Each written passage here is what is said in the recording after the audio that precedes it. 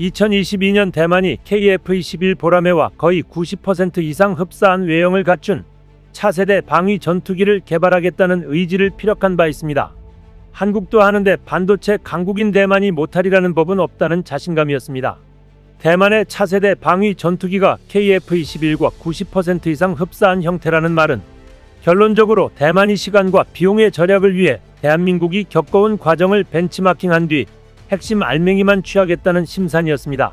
그 배경으로 대만은 중국을 대상으로 군 전력을 강화시키기 위해 필사의 노력을 기울여왔고 공군 전력 강화의 일환으로 용인 고등훈련기를 출시하기도 했지만 정작 필요한 것은 고등훈련기가 아닌 중국 전투기들과 대등한 싸움을 벌일 수 있는 공중우색이었습니다.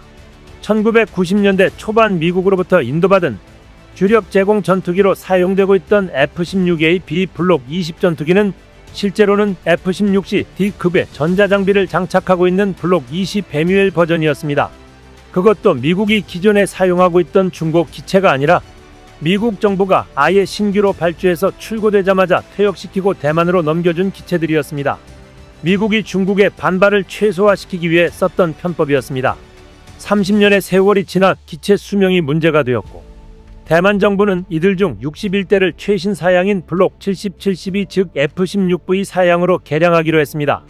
그럼에도 고장 61대의 F-16V로 중국 공군을 상대한다는 것은 계란으로 바위치는 격이었습니다.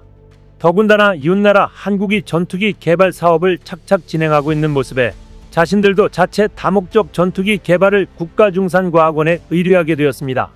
그리고 당시 대만의 차이잉원 총통은 2024년의 시제기를 선보이겠다고 호언장담했습니다.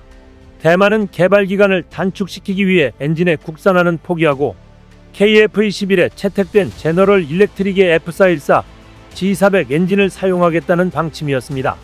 또 사출자석은 마틴 베이커제, 항공전자기기는 BAE제, 콕핏 내부 디스플레이 장치와 A사 레이더 역시 수입산으로 채우려 했습니다. 하지만 대만 정부는 개발 중단을 지시했습니다.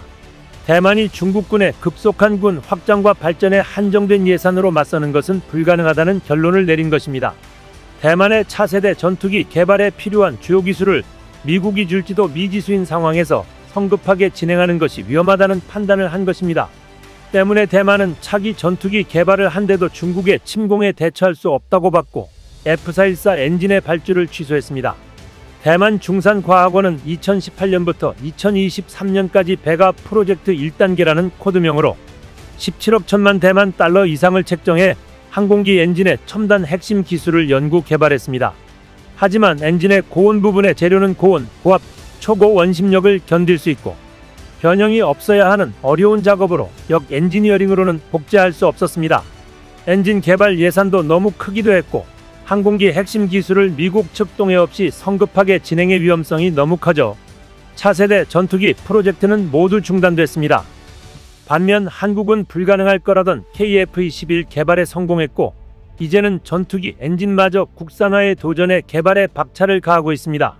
한화는 오래전부터 차세대 전투기 엔진 독자 개발에 역량을 기울여왔습니다. 2019년 미국 항공엔진 부품 업체 이닥을 3억 달러에 인수한 것도 독자 엔진을 개발하기 위한 포석이었습니다. 한화는 이닥을 손에 넣으면서 엔진 외형인 고형체 제조 기술에 이어 핵심 부품인 엔진 회전체 제조 역량도 확보했습니다. 이 업체 관계자는 회전체 기술을 확보하면서 항공 엔진에 들어가는 모든 철강 부품을 자체 생산할 수 있게 됐다면서 덤으로 110여 개에 달하는 미국 항공 엔진 부품 제조 네트워크도 확보했다고 설명했습니다. 두산도 3월 주주총회에서 전투기 엔진 제작을 사업 목적에 추가하는 등 최근 들어 독자 엔진 개발에 힘을 쏟고 있습니다. 발전용 가스터빈 제조 기술이 전투기 엔진 동력 발생 원리와 비슷하다는 점, 엔진이 뿜어내는 1500도 이상 초고열을 이겨낼 수 있는 냉각 및 코팅 기술을 확보한 점 등이 두산이 독자 엔진 개발의 가능성을 높이고 있습니다. 한화는 지난 7월 세계 3대 에어쇼라 불리는 판버러 에어쇼 행사장에서 정부와 함께 독자 개발 중인 첨단 항공 엔진 시제품을 최초로 공개하며 주목을 받았습니다. 엔진 개발 프로젝트의 완료 목표 시기는 2037년입니다. 방사청이 추산하는 전체 사업 예산은 약 5조 원입니다.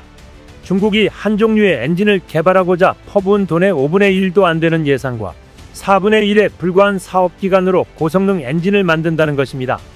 한국형 F414 엔진이 완성되고 이 엔진이 T50, FA50 후계 기종이나 KF21 블록3 같은 차세대 기종에 탑재되면 한국은 진정한 의미에서 전투기 독자 개발 생산 능력을 갖추게 되는 것입니다. 대만 자유시보는 이런 한국의 최근 부러운 목소리를 내고 있습니다. 군사 소식 웹사이트인 브레이킹 디펜스가 현지 관계자의 말을 인용한 바에 따르면 다음과 같습니다. 한화에어로스페이스가 독자 제작한 엔진이 영국에서 공개되었는데 전술한 F414 엔진과 설계가 약간 다르다. 6단 압축 설계의 군용으로 일반 추력은 15,000에서 18,000파운드이고 애프터버너 사용 시 최대 추력은 24,000파운드에 달할 수 있다. 10년 안에 F414 엔진을 대체하여 KF21 전투기를 완전한 홈메이드로 만드는데 한 걸음 더 나아갈 것으로 예상된다. 매체는 한화에어로스페이스는 해당 독자 개발 터보팬 엔진이 유인 전투기뿐 아니라 향후 개발될 무인 전투기에도 탑재될 것이라며 부러워했습니다.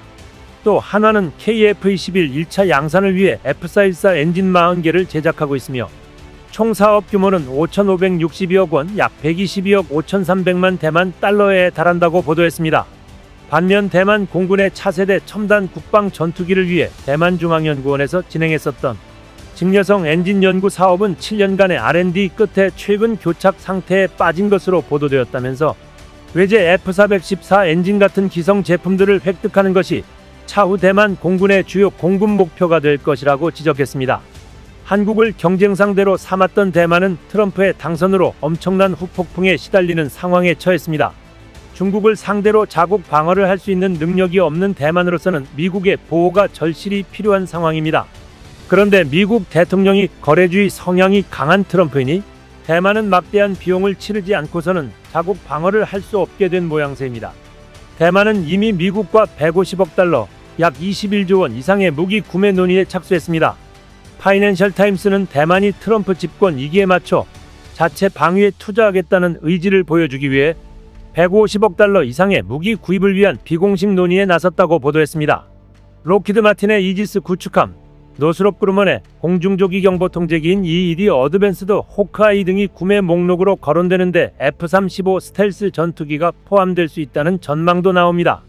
F-35의 경우 구매 승인 여부를 두고 미국 내부에서도 논란이 일 것으로 보입니다. 대만은 2017년 트럼프의 대통령 취임 직후 F-35 구매 의사를 밝힌 바 있습니다. 미국은 당시 대만군 내 친중 간첩 우려와 더불어 F-35 판매가 중국을 지나치게 자극할 수 있다고 보고 판매를 승인하지 않았습니다. 이후 대만은 F-35 대신 4.5세대 전투기인 F-16V를 대량 확보하는 쪽으로 우회했습니다. 트럼프 2기 행정부가 중국의 반발을 감수하고 F-35를 대만에 넘길지는 여전히 회의적입니다만 미국이 1979년 중국과의 수교 이후 지켜온 하나의 중국 원칙에서 벗어난 게 트럼프 집권 1기 때였습니다. 트럼프 2년차였던 2018년 2월 미국과 대만의 고위 공직자가 자유롭게 상대국을 방문할 수 있게 대만 여행법이 상하원을 통과했습니다. 대만 요새와 정책의 일환으로 210억 달러 규모의 무기 구매 패키지도 승인했습니다. 한국을 따라잡겠다던 대만은 완전히 꼬여버렸고 한국은 세계 방산 4대 강국을 향해 전진하고 있습니다. 대만아, 한국은 너희의 경쟁 상대가 아니다. 이상 시온TV였습니다.